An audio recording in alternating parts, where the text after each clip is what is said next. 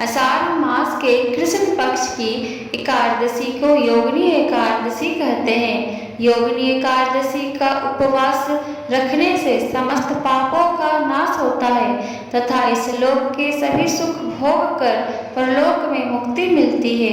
आज हम उसी योगिनी एकादशी व्रत की कथा सुनेंगे।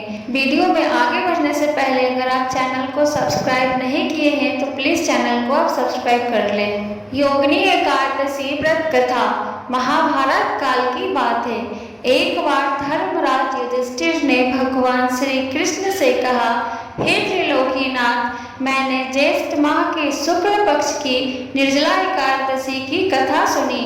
अब आप कृपा करके आषाढ़ माह के कृष्ण पक्ष की एकादशी की कथा सुनाइए।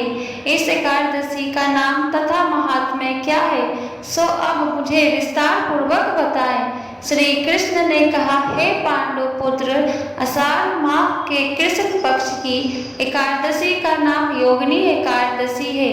इसके व्रत से सभी पाप नष्ट हो जाते हैं। यह व्रत इस लोक में भोग तथा परलोक में मुक्ति दिलाने वाला है। हे धर्मराज, यह एकादशी तीनों लोकों में प्रसिद्ध है। इसके व्रत से सभी पाप नष्ट हो जाते हैं। तुम्हें मैं पुराण में कही हुई कथा सुनाता हूँ, ध्यान पूर्वक श्रवण करो। कुबेर नाम का एक राजा अलकापुरी नाम की नगरी में राज्य करता था। वह शिव भक्त था। उनका हेममाली नामक एक यक्ष सेवक था जो पूजा के लिए फूल लाया करता था। हेममाली की विशालाक्षी नाम की अति सुंदर स्त्री थी। एक दिन वह मानसरोवर से पुष्प लेकर आया, किंतु कामासक्त होने के कारण पुष्पों को रखकर अपनी स्त्री के साथ रमन करने लगा। इस भोग विलास में दोपहर हो गई। हेममाली की राह देखते देखते जब राजा कुबेर को दोपहर हो गई तो उसने क्रोध पूर्वक अपने सेवकों को आज्ञा दी कि तुम लोग जाकर पता लगाओ कि हेममाली अभी तक पुष्प लेकर क्यों नहीं आया। जब सेवकों ने उसका पता लगा लिया तो राजा ने पास जाकर कहा, हे राजन, वह हेममाली अपनी स्त्री के साथ रमन कर रहा है। इस बात को सुन राजा कुबेर ने हेममाली को बुलाने की आज्ञा दी। डर से कांपता हुआ हेममाली राजा के सामने उपस्थित हुआ। उसे देखकर कुबेर को अत्यंत क्रोध आया और उसके होठ फड़फड़ाने लगे। राजा ने कहा, अरे अधम, तूने मेरे परम पूजनीय देवों के भी देव भगवान शिव जी का अपमान किया है। मैं तुझे श्राप देता हूँ कि तू स्त्री के वियोग में तड़पे और मृत्यु लोक में जाकर कोढ़ी का जीवन व्यतीत करे।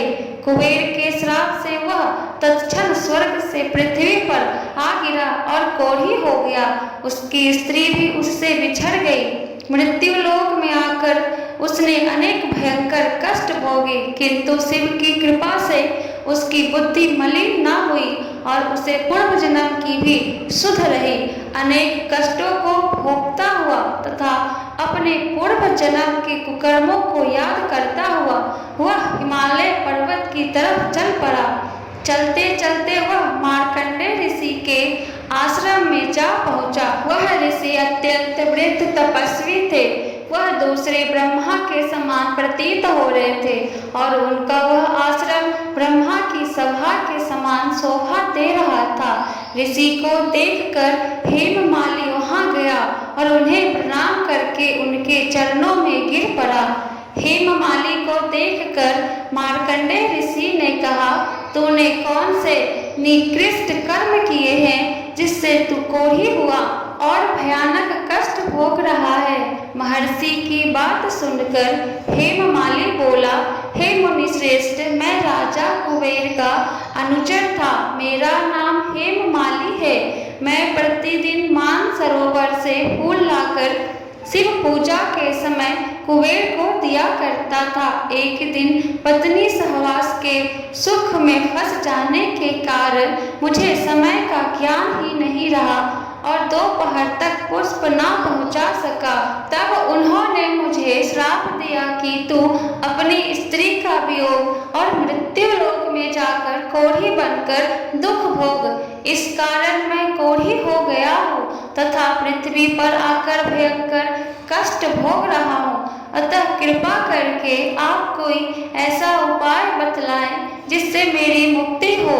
मार्कंडेय ऋषि ने कहा, हे माली, तूने मेरे सम्मुख सत्य वचन कहे, इसलिए मैं तेरे उद्धार के लिए एक व्रत बताता हूँ। यदि तू आषाढ़ माह के कृष्ण पक्ष की योगिनी नामक एकादशी का विधान पूर्वक व्रत करेगा तो तेरे सभी पाप नष्ट हो जाएंगे।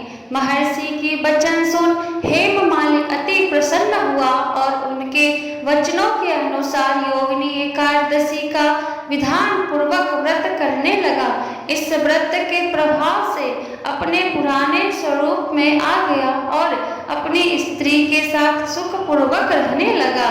भगवान श्री कृष्ण ने कहा, हे राजन, इस योगिनी एकादशी की कथा का फल 88,000 ब्राह्मणों को भोजन कराने के बराबर है। इसके व्रत से सभी पाप नष्ट हो जाते हैं और अंत में मोक्ष प्राप्त करके प्राणी स्वर्ग का अधिकारी बनता है।